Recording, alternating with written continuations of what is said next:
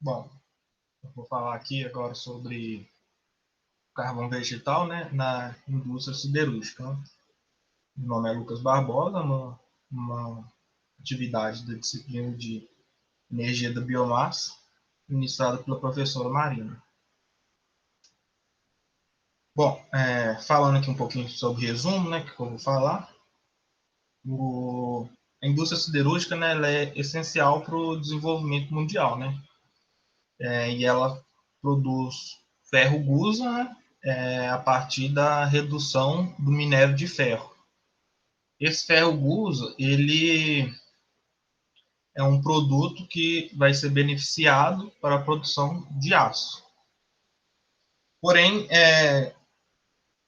nessa cadeia produtiva da siderurgia, ela tem grandes emissões de gases do efeito estufa. Então, tem uma pressão muito grande em relação da sociedade e de órgãos ambientais em relação a toda essa cadeia produtiva do ferro gusa, para obtenção do aço. E aí, hoje em dia, tem um forte, né, pressão de todos esses órgãos e sociedade em relação a essa cadeia produtiva. Porém, o aço, né, é essencial para o desenvolvimento. Daí vem a utilização, por exemplo, do carvão vegetal para a produção do ferro gusa. Ele é proveniente, né, de florestas plantadas, e aí você pode ter um controle de qualidade físicas e químicas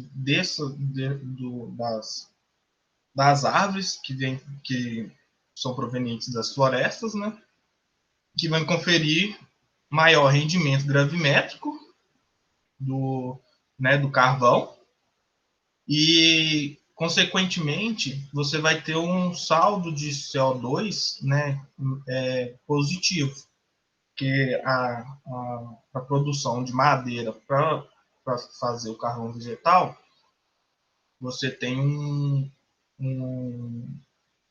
retirada, né, de carbono da atmosfera que vai ser fixado nas plantas que vai posteriormente ser produzido carvão vegetal. Bom, fazendo uma introdução aqui, o carvão vegetal, que é, né, proveniente de florestas plantadas, ele é usado como matéria-prima em diversos setores no Brasil. O Brasil, ele detém cerca de 12% da produção mundial do carvão vegetal. E isso torna o Brasil um dos maiores produtores de carvão vegetal, que é proveniente, né, das florestas plantadas.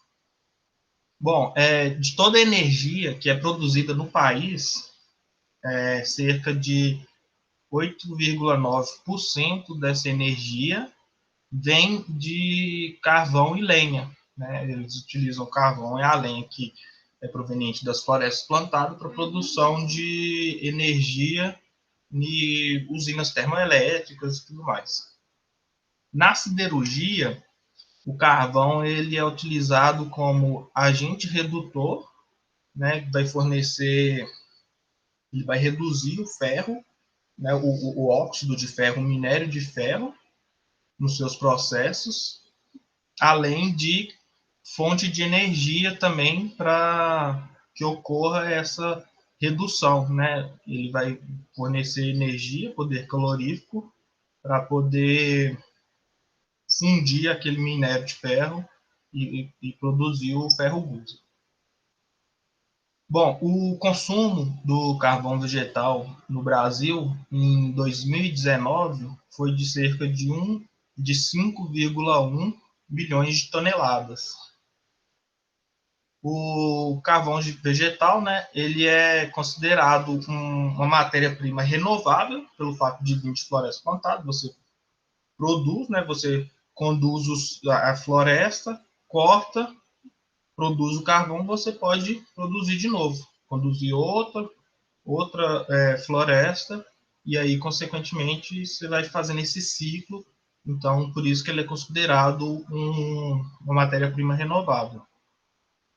além de ser pouco poluente. Isso quando comparado a combustíveis fósseis, né? Um carvão mineral, por exemplo, você vai pegar ele que está retido, né, lá na crosta terrestre, e vai tirar esse carvão, esse carbono que está ali retido, e para produção de aço, de ferro guso. Então, assim, o carvão vegetal ele é mais vantajoso, porque ele vai estar captando CO2 da atmosfera, fixando para a produção do ferro guso. O Brasil ele é subdividido em polos siderúrgicos, né?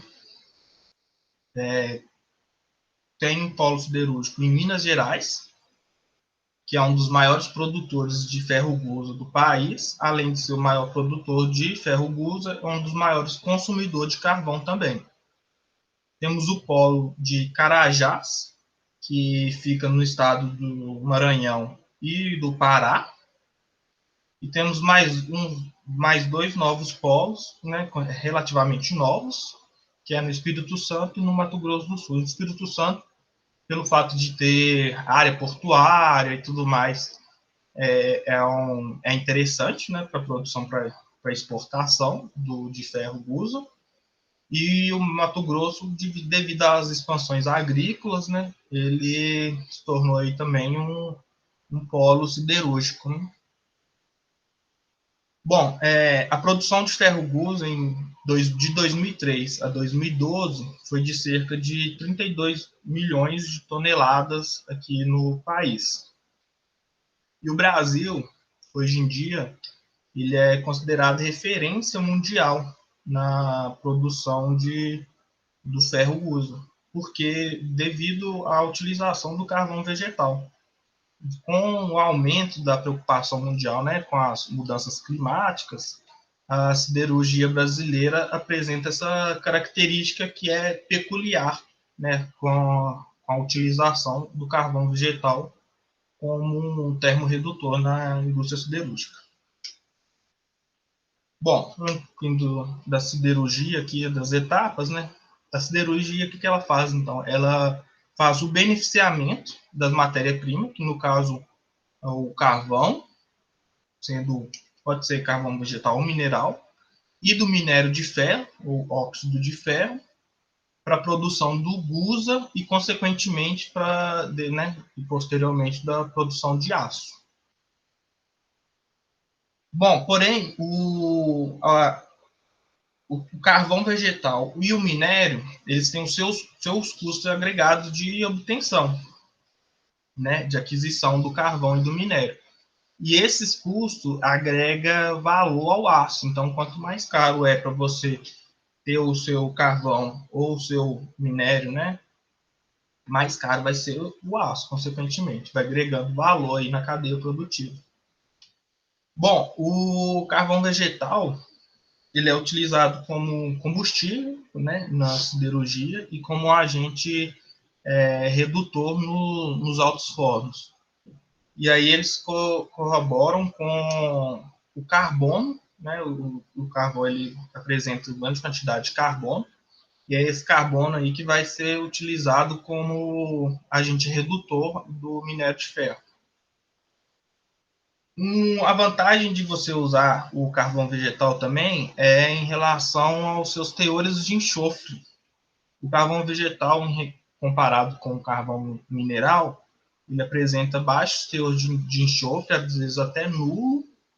E aí esse enxofre, assim como outros elementos, eles podem gerar impurezas no ferro gusa, diminuindo a qualidade desse ferro gusa.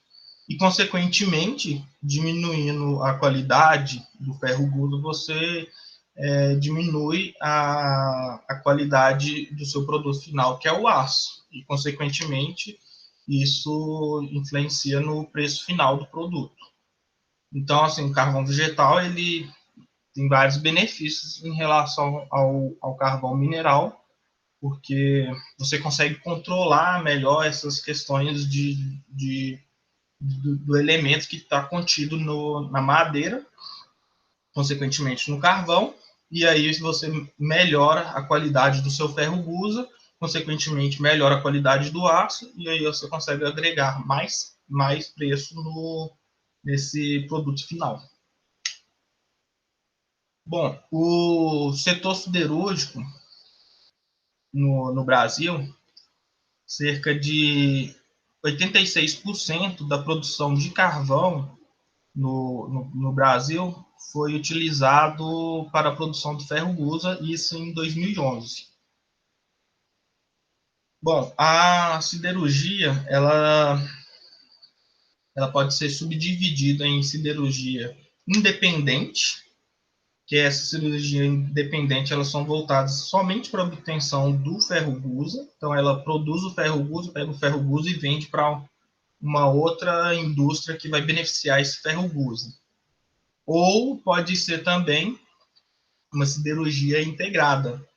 Então, a siderurgia integrada, ela detém o controle de todo o processo, né, até o produto final. Então, elas são responsáveis pela produção do ferro gusa e dos produtos derivados do ferro gusa, que é o aço, e a partir do aço, ela produz outros produtos que é derivado do aço.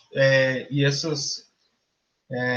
isso ocorre nas chamadas aciarias. As aciarias são, né, o local onde que fazem esse beneficiamento do ferro gusa, do aço e, consequentemente, do subproduto do aço.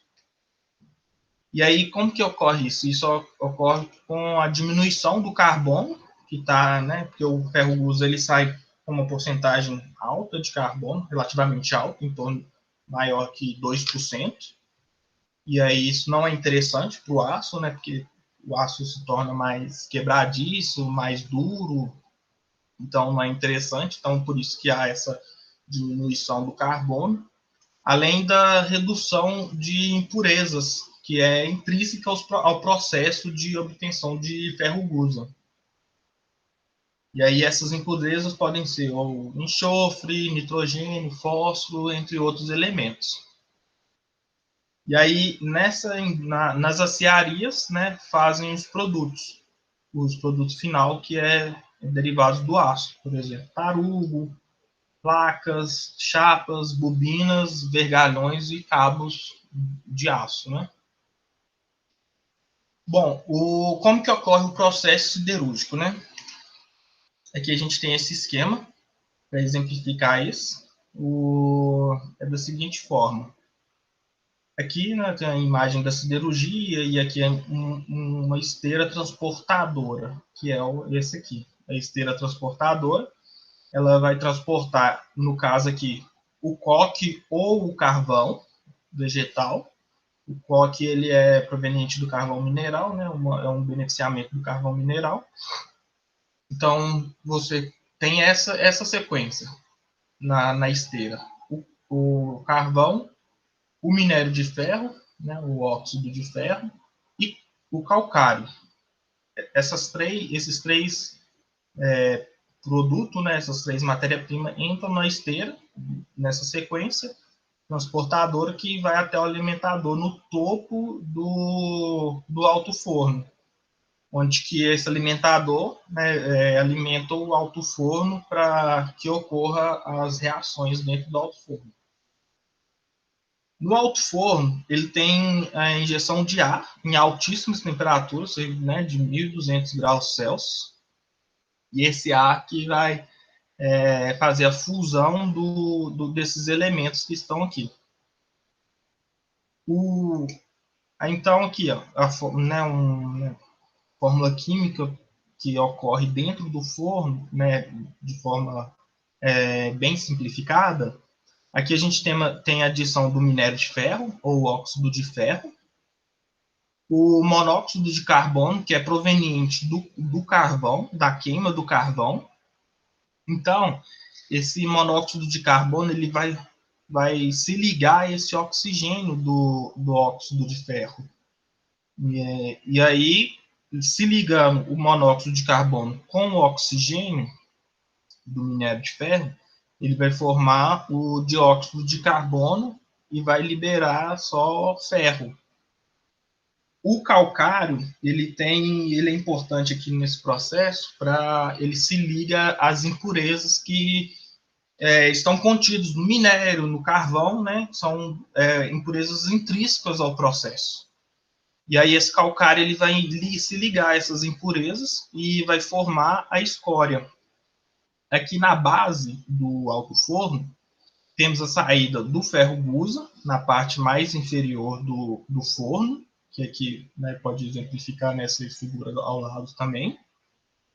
Por ele ser um material mais denso, né, mais pesado, ele tem essa saída, essa vazão pela parte mais inferior do forno. E um pouquinho acima né, da saída do ferro gusa, a gente tem a saída da escória. A escória as impurezas que estão ligadas ao calcário. E aí, com isso, a gente tem aí a produção do ferro gusa, que posteriormente ele vai ser, quando ele sai daqui, ele vai ser lingotado e aí, posteriormente, vai ser beneficiado, né? Bom, falei um pouco, né, sobre como que ocorre o processo da siderurgia, né, bem simplificado, e qual a função, né, qual o papel do carvão vegetal em todo esse processo. Agora, falar um pouquinho sobre carvão vegetal em si, né, por exemplo, a produção do carvão vegetal. Então, a produção do carvão vegetal ele ocorre, né, nas carvoarias, e aí pode ser em fornos artesanais, né, de forma enchimento manual, né, de pouco mecanizado, e aí esses fornos artesanais, mais conhecidos como rabo quente, ou o forno fornalha, que tem uma eficiência bem melhor do que o do rabo quente, ou forno de encosta, são vários tipos de fornos que você pode utilizar para a produção do carvão vegetal. Temos também os fornos mais tecnológicos, né, utilizados por grandes empresas do setor. Por exemplo, esse forno retangular aqui. E aí a produção, mas assim, de forma assim, mais ou menos iguais de todos, né, de forma empírica, a gente pode explicar que as etapas do processo de produção de carvão é mais ou menos igual. O que vai influenciar nenhum ou nem outro é a questão da tecnologia que está agregada a esses fornos, né? De acordo com a tecnologia, você vai ter maior eficiência do processo, melhor rendimento gravimétrico, porém, empiricamente, o processo vai ser mais ou menos igual. Então, inicialmente, você tem a ignição, né, do forno, né, para iniciar a carbonização. E aqui, até 100 graus Celsius, a gente tem uma grande liberação de vapor. Não só vapor de água, temos também outras liberações de gases, porém, em termos percentual, a maior porcentagem é de água, e que é exemplificado por essa nuvem branca, porque a fumaça que é liberada nessa primeira fase da carbonização, ela é mais esbranquiçada. De 200 a 300 graus Celsius, nós temos a liberação de alguns gases.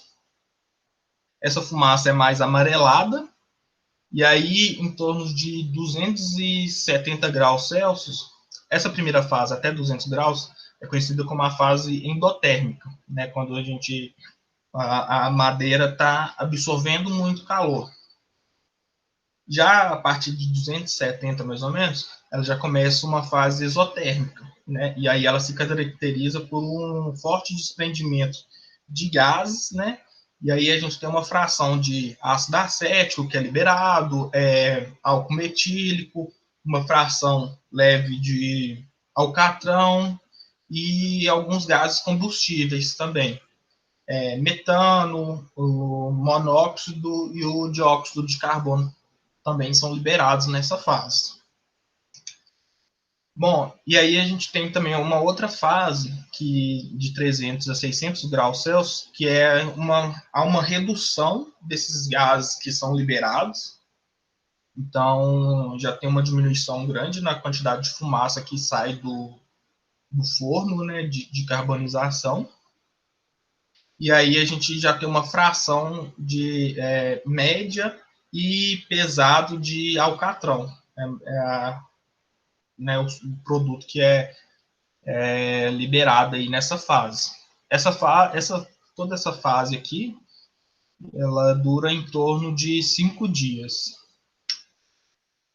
Bom, aqui eu fiz esse gráfico para exemplificar empiricamente, né, como que é feito, como que ocorre essa carbonização. Aqui a temperatura em relação a horas, né? Então a gente tem 3 fases, né, basicamente do processo de carbonização.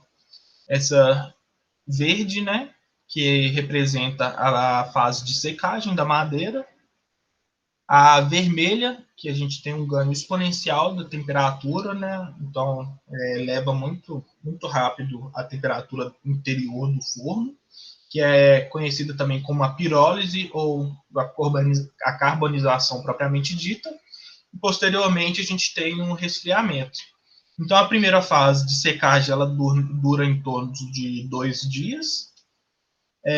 A fase de pirólise, né, ou da carbonização em si, onde que a gente tem a gente consegue uma fase mais exotérmica, né? Demora em torno de 3 dias, e a fase que é mais longa aí é o de resfriamento, né? Que tem que ser esse resfriamento gradativo, aos poucos, leva em torno de 8 dias, um total de 13 dias para se carbonizar a madeira. Isso aqui eu falei que é empírico justamente pelo fato de esses dias, a temperatura, ser intrínseca ao processo específico, né? Para um forno de baixa tecnologia, um pouco de tecnologia agregada e tudo mais, todos esses processos podem variar. Né? Então, assim, não dá para você comparar um forno de uma indústria, de uma produtora grande, com um produtor de pequeno e médio porte, que às vezes ele não vai ocorrer dessa forma certinha, mas de forma empírica, é mais ou menos esse o processo da carbonização. Bom, o processo de carbonização, né, ele vai dependendo da forma que você conduz esse processo, ele vai te dar um carvão de qualidade ou não. Para a siderurgia, o carvão ele deve atender requisitos mínimos de qualidade. Então, assim, a gente pode ter carvão para siderurgia, para produção de energia, para cosmético, para indústria farmacêutica, para cada um desses segmentos que se utiliza o carvão vegetal, a gente tem uma qualidade específica, uma qualidade que, né, demanda desse carvão. Para a siderurgia, a gente tem alguns fatores que é importante nesse processo. Um deles aqui é a densidade, né? O carvão que ele apresenta maior densidade, ele vai vai ter uma produtividade maior nos alto-fornos. E aí esse carvão ele influencia diretamente na qualidade do gusa e, consequentemente, no produto final, que é o aço. A densidade ela confere maior resistência mecânica, né, do carvão e, consequentemente, melhora o desempenho no alto forno. E aí a densidade também ela está ligada aos teores de carbono fixo. Madeiras mais densas vão gerar carvão com maior quantidade de carbono fixo. E aí tem uma faixa, que é o ideal, de porcentagem de carbono fixo no carvão que é o ideal para siderurgia. Em torno de 75% a 80% de carbono fixo é interessante para siderurgia, além de ter uma porcentagem considerável também de substâncias voláteis. As substâncias voláteis as que vão auxiliar no poder calorífico do carvão, né? E aí vai ter maiores temperaturas no alto forno também, que é interessante para a produção do gusa. Fatores que esses, né, são os fatores que influenciam fortemente na produção do ferro gusa. Então, aqui, ó, madeiras com maiores densidades e elevados teores de lignina apresentam bons rendimentos, né, rendimento gravimétrico, rendimento do carvão e também, consequentemente, qualidade do carvão. Então, madeiras mais densas produzirão carvões com maior carbono fixo, o que é mais interessante para o processo de redução, né, do alto forno, visto que esse carbono ele é utilizado para reduzir o minério de ferro, né? Bom, ainda sobre a qualidade, né, do carvão, uma forte influência aí que influencia bastante na qualidade do carvão é o diâmetro e o comprimento da tórice. Aqui foi um estudo realizado, né, por Oliveira, que ele pegou diferentes toras diferentes toras com mesmo comprimento, porém com diâmetros diferentes. E aí ele viu que tem uma influência muito grande no interior das toras, né? E, consequentemente, leva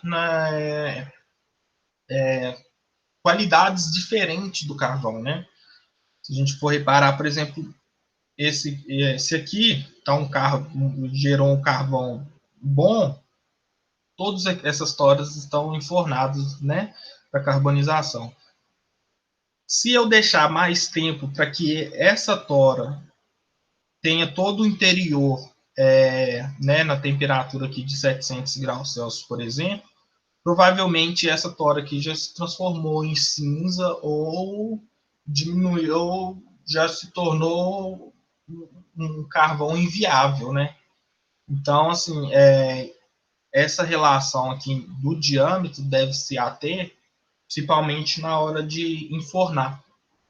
Por exemplo, toras de maiores diâmetros, é interessante você colocar elas nas extremidades, né, próximos aos tatu, que é onde que tem entrada de oxigênio e, consequentemente, onde tem entrada de oxigênio vai ter maiores temperaturas. E as toras de menor diâmetro deve ser disposta no interior do forno, né? E um outro fator que é importante também para carvão de qualidade, de siderurgia, é a qualidade do tiço ou atiço e de teores de cinzas, né? Esses fatores devem ser analisados na compra do carvão, né, que vai ser utilizado para siderurgia, visto que eles podem interferir na oxidação do alto forno. Bom, ainda falando aí sobre a qualidade do carvão, outro fator é a umidade. A umidade ela influencia né, quando você vai enfornar para poder produzir o carvão, ela diminui o poder calorífico do carvão, a umidade, diminui os teores de carbono fixo e, consequentemente, diminui também o seu rendimento gravimétrico. Então, hoje em dia existe legislação específica para que o máximo de umidade que você pode enfornar a madeira para carbonizar. Mas o interessante, quanto menor essa umidade, melhor, né? Porque aí você não vai ter esses problemas no processo, né? De não ter um carvão com poder calorífico interessante ou carbono fixo e baixo rendimento gravimétrico. Esses fatores também, eles, deixam o carvão mais friável, né? Quebradiço, o que diminui a resistência, né, do carvão. E isso não é interessante para um carvão que vai ser utilizado em siderurgia. Outra questão é a qualidade da madeira também. A qualidade da madeira, ela afeta diretamente a produção do carvão, né? Por meio das suas propriedades, que podem ser químicas, físicas ou mecânicas, né? Então, madeira de qualidade vai gerar um carvão de qualidade e aí, assim, sucessivamente, né? Ferrusa de qualidade, aço de qualidade e assim por diante. E aí, o que a gente pode fazer para poder ter a madeira de qualidade, né? São, por exemplo, tratos silviculturais, né? O que afeta na qualidade da madeira? Fatores edafoclimáticos, o tipo de condução, como você está conduzindo o seu plantio, e também o material genético influencia diretamente na qualidade da madeira, né? Hoje em dia tem material genético específico para cada micro-região, para espaçamento, para o tipo, para a utilização dessa madeira, o que você vai utilizar ela, você vai ter um material genético específico, para questão de escassez de água, ou chuva, vento. Então, assim, essa gama de material genético hoje em dia, né, tá muito grande, cabe o produtor decidir, né, qual material genético melhor para a sua utilização, aí, no nosso caso aqui, a carvão vegetal na siderurgia. Bom, um outro fator importante que hoje em dia está muito grande também é a questão da sustentabilidade, né, devido às emissões de gases de efeito estufa, aumento da temperatura. E aí a gente tem aqui um esquema que exemplifica como que é o ciclo, né, de produção do ferro. Aqui tanto em relação à comparação, né, entre a rota do carvão mineral e a rota do carvão vegetal, a comparação entre essas emissões, né, de cada um. Aqui, o carvão mineral, por exemplo, ele está retido, né, na crosta, no subsolo, né? E aí você vai retirar esse carvão, que é basicamente, né, o carvão mineral, né, grande porcentagem de carbono, então você retira esse carbono que está retirado e você vai ter uma certa liberação de CO2 na atmosfera, que você está tirando esse carbono que está retido e, né, lá na Terra, não está influenciando nada na atmosfera, e aí você vai ter uma emissão. O carvão mineral, ele tem um beneficiamento. Você deve beneficiar ele, né, para poder utilizar ele no alto forno. E aí ele passa pela coqueria, que beneficia esse carvão, transformando o carvão mineral em coque. E aí esse beneficiamento do carvão mineral, você tem mais liberação de CO2. E posteriormente você usa o coque no alto forno, né, para a produção do ferro gusa, e com isso você também tem a liberação de CO2 na atmosfera, né? Então, assim, o processo na rota aqui do carvão mineral, você só tem a questão de liberação de CO2 na atmosfera. Já na rota do carvão vegetal, você conduz uma floresta, né? Você planta, né, a espécie lá, mais eucalipto, né? E aí, na produção, né, no crescimento da floresta, você tem um resgate de CO2. Aí, esse resgate de CO2, né, que fixa o CO2 na madeira, já é um processo intrínseco da planta, né, que é uma necessidade intrínseca da planta, essa capturação, esse resgate de CO2 nos seus processos de fixação. E aí, com o seu carbono resgatado da atmosfera, você vai carbonizar essa madeira. No processo de carbonização, tem lá a sua emissão também de carbono. Porém, a gente hoje em dia tem na carbonização tem vários processos que você tem a queima desses gases que é proveniente da carbonização, e isso diminui bastante, às vezes até chega a zerar a questão da liberação de CO2 na atmosfera com a queima desses gases proveniente da carbonização. Você tem a canalização desses gases para utilizar eles, como eles está sendo gerado ali em altas temperaturas, você pode utilizar ele para poder secar a madeira que vai ser enfornada posteriormente. Então, assim, são vários processos que você pode fazer dentro da carbonização para poder diminuir e mitigar esses gases que vão ser liberados aí durante a carbonização. Então, aqui você tem uma reciclagem desse gás. Por quê? A sua planta de carbonização, ela vai ser provavelmente no meio da floresta de eucalipto, por exemplo. Então, no momento que você está liberando esse CO2 para a atmosfera, tem uma plantação ali do lado da planta de carbonização que está resgatando esse carbono. Então, assim, você tem esse ciclo, né, de emissão e de resgate de carbono. Aí tem também as emissões, né, intrínseco na produção do gusa, no alto forno.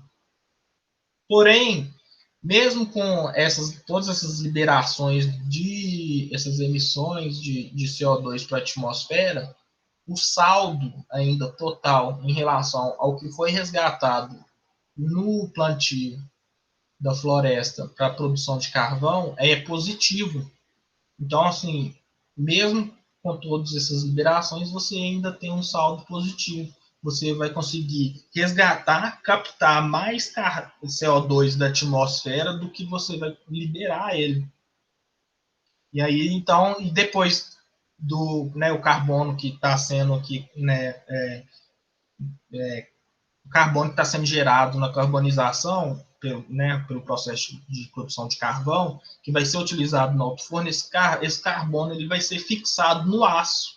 Então, assim, pegou da atmosfera, passou para a árvore, e da árvore, do carvão para o aço, para o ferro gusa e depois para o aço. Então, assim, acaba que esse carvão, esse CO2 que você pegou da atmosfera, ele vai ser fixado lá na cadeia final no aço, que vai ser utilizado aí para construção de casa, né, construção civil, de automóveis e tudo mais. Então, acaba que esse carbono que você captou da atmosfera lá no início do processo, ele vai ser fixado e retido ali na estrutura de uma casa ou de um automóvel.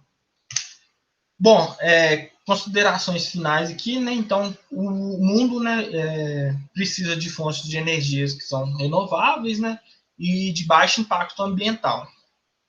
O setor siderúrgico, né, porém, ele é crucial, né, no desenvolvimento e na produção de aço e de outros derivados, né, do aço. O carvão proveniente de florestas plantadas, né, possui baixo impacto e com a captação de gases do efeito estufa, né, da atmosfera. Bom, as siderúrgicas, né, por sua vez, devem controlar, né, a origem desse carvão, né, para saber se ele realmente é um carvão de floresta plantada ou não é de floresta nativa, implementar maior utilização desse carvão proveniente de florestas plantadas, né? Porque hoje em dia ainda, principalmente no polo de Carajás, como a proximidade do floresta amazônica e tudo mais, ainda tem uma porcentagem muito alta de utilização de carvão de floresta nativa, né? Então, assim, N fatores, falta de fiscalização e até conscientização mesmo, em relação à utilização desse carvão de floresta nativa, né? E aí você tem que pensar também que o carvão de floresta, né, plantada, ele é um carvão mais homogêneo, né? Então, assim, todos